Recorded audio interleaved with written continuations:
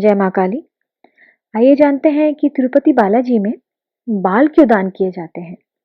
तो एक बार माता महालक्ष्मी भगवान श्री हरि विष्णु जी से रूठ करके पृथ्वीलोक में आ गई थी और उन्होंने पद्मावती का अवतार लिया था मनुष्य के यहाँ पर एक पृथ्वी में।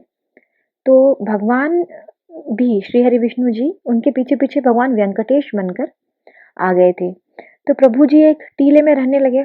तो वहां पर उस टीले में एक चींटियों का टीला था, वो वहां भगवान रहने लगे।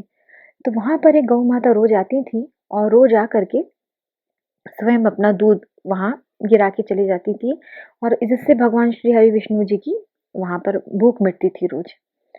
तो एक बार जो गौ माता का जो मालिक होता है वो पीछे आता है और वो ये करते जब देखता है गौ माता को तो वो क्रोध में आकर अपनी कुल्हाड़ी उनके ऊपर फेंक देता है।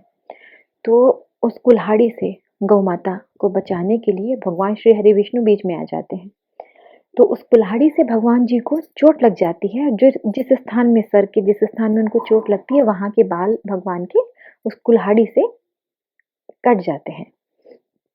उसी समय पर भगवान जब बेहोश हो जाते हैं तो उसी समय पर एक गंधर्व कन्या नीला देवी जब ये घटना देखती हैं कि भगवान श्री हरि विष्णु मूर्छित पड़े हुए हैं, उनके उतने बाल वहां नहीं है सर पे, तो नीला देवी अपने सर के बाल काट करके भगवान को अपनी चमत्कारी शक्तियों से उस स्थान पर उन बालों को लगा देती हैं।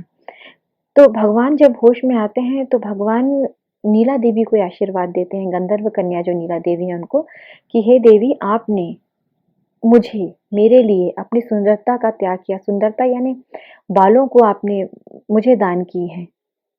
तो आज से ये मेरा आशीर्वाद है कि जो भी इस स्थान में आकर अपने केशों को दान करेगा तो उसे जीवन में कभी कोई दुख नहीं उठाना पड़ेगा। तो ये कथा आती है।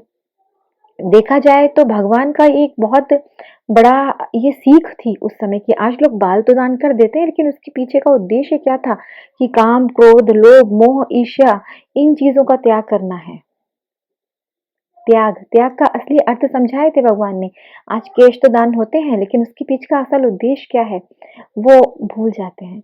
तो केश तो दान कीजिए ही, वो तो वहां की रीति है शुरू से, लेकिन साथ साथ में हमारे जो विकार हैं उनका भी दान करके आए। वहां जाकर कोई भी तीर्थ स्थान आप जाते हैं तो वहां अपने सारे विकारों को छोड़कर आ जाए। जैसे ही आप मंदिर की पहली सीढ़ी पर चढ़ते हैं ना तो आप अपने सारे दोषों को वहीं छोड़ दें कि अब मैं मंदिर के अंदर जा रहा हूँ तो मैं पूरा खाली होके जा रही हूँ, मैं पूरा खाली होके जा रहा हूँ। मैं अपने मन रूपी मंदिर को पूरा खाली होके यहाँ से, ताकि उस मन रूपी मंदिर में मेरे भगवान बस सके। भगवान तब उस मन रूपी मंदिर में बसेंगे जब आपका मन खाली होगा। जय माँ काली।